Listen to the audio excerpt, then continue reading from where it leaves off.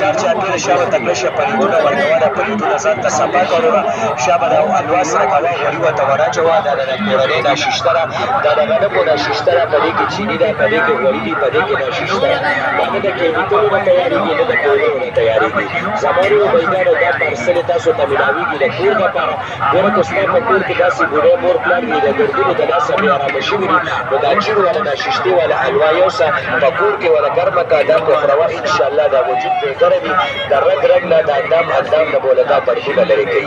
دا دې کې کمالات دا دي روه چې په دې کې دا ګریډ شوي میوې دي